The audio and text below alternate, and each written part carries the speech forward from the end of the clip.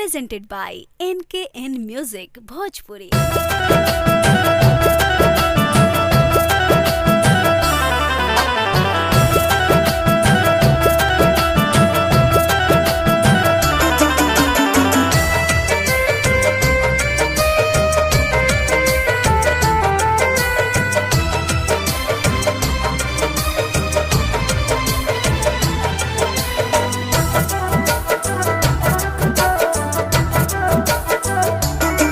बार तू दिल के रानी तोहके जानी दिल जानी बार तू दिल के रानी तोहके जानी दिल जानी का तू कहेलू हो जान हमरा से दूर कहाँ रहेलू हो जान हमरा से दूर कहाँ रहेलू हो।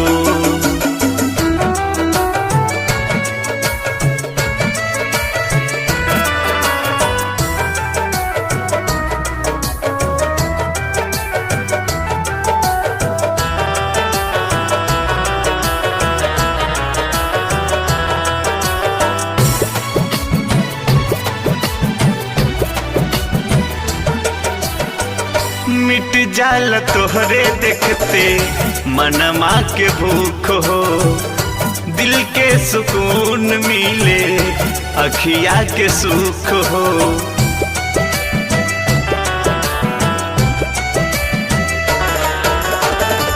मिट जाल तोहरे देखते मनमा के भूख हो दिल के सुकून मिले अखिया के सुख हो।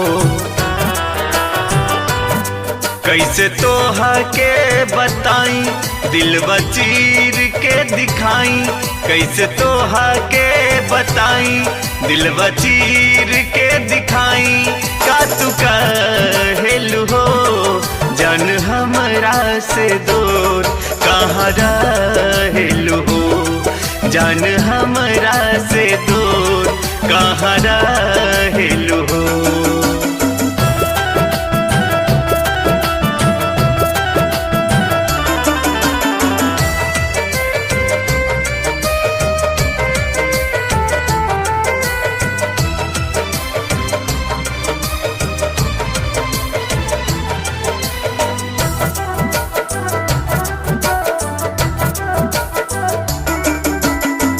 कौवन मजबूरी बाटे तोहरा के जान हो एको बेर न काड़ा ताड़ू हमरा के कॉल हो।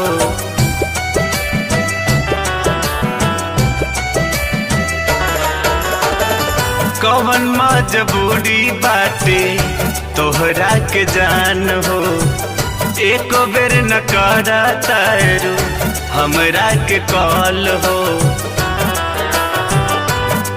कौनो होई मजबूरी दूरी हो के कहीं कौनो होई मजबूरी दूर हो के कहीं मर न जाइब हो जान हमरा से दूर कहाँ रहेलू हो जान हमरा से दूर कहाँ रहेलू हो।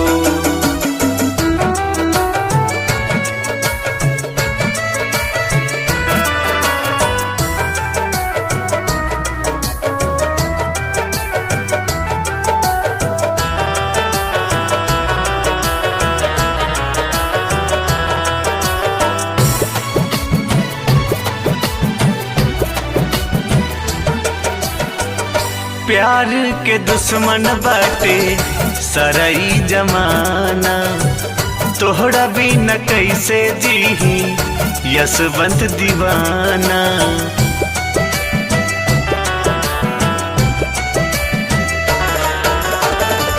प्यार के दुश्मन बाटे सरई जमाना तोहरा बिना कैसे जीही यशवंत दीवाना।